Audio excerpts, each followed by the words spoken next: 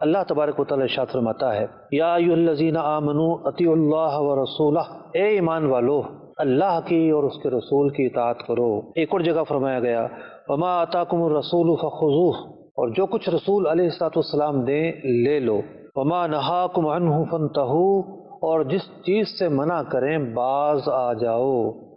اب یہاں ایک قابل غور نقطہ یہ ہے کہ بلکہ ایک آیت میں اور پڑھ دوں، فرمایا گیا جو اللہ کی اطاعت کرے اور رسول کی اطاعت کرے، ٹھیک، پھر وہ پوری آیت بیان ہوتی ہے کہ وہ ان لوگوں کے ساتھ ہوگا جن پر انعام کیا گیا۔ قل اطیعوا اللہ والرسول، ایک اور جگہ فرمایا گیا اے محبوب علیہ السلام آپ فرما دیجئے اللہ کی اطاعت کرو اور رسول کی اطاعت کرو۔ اب بات یہ ہے کہ رسول اکرم علیہ السلام کی اطاعت کب کی جا سکتی ہے اور کیسے کی جا سکتی ہے؟ ٹھیک ہے، اطاعت کرنی ہے لیکن کب اور کیسے کی جائے گی؟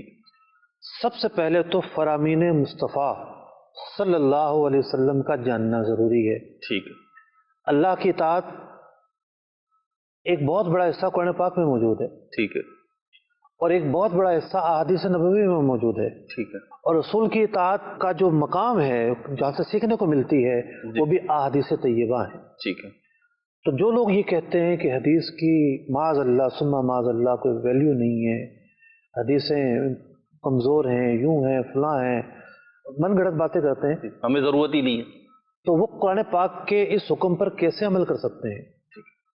قرآن کریم جو رسول اکرم علیہ الصلوۃ والسلام کی اطاعت کا جو حکم ہے اس پر عمل اسی صورت میں ہو سکتا ہے جب حدیث پاک کے سامنے سر جھکایا جائے، ٹھیک، جب احادیث طیبہ کو اپنے دل میں بسایا جائے، جب احادیث طیبہ کو حجت مانا جائے، ان کی حجیت کا اقرار کیا جائے۔ حضرت ابن مسعود رضی اللہ تعالیٰ عنہ کے پاس ایک خاتون آئی، کہنے لگے کہ یہ جو آپ حکم بیان کر رہے ہیں یہ کہاں ہے قرآن میں؟ بہووں سے متعلق حکم تھا، ٹھیک ہے، بہووں کو بگاڑنے کے متعلق، کہا کہ کہاں ہے قرآن میں؟ تو آپ نے یہ آیت مبارکہ تلاوت کی وما آتاکم الرسول فخذوہ وما نہاکم عنہ فانتہوا، جو رسول اکرم علیہ السلام دیں وہ لے لو اور جس سے روک کے باز آ جاؤ۔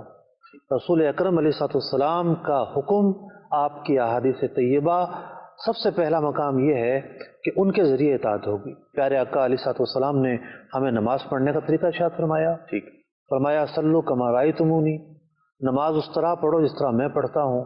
قرآن نے اقیموا الصلاۃ کا حکم دیا، جی، نماز پڑھو۔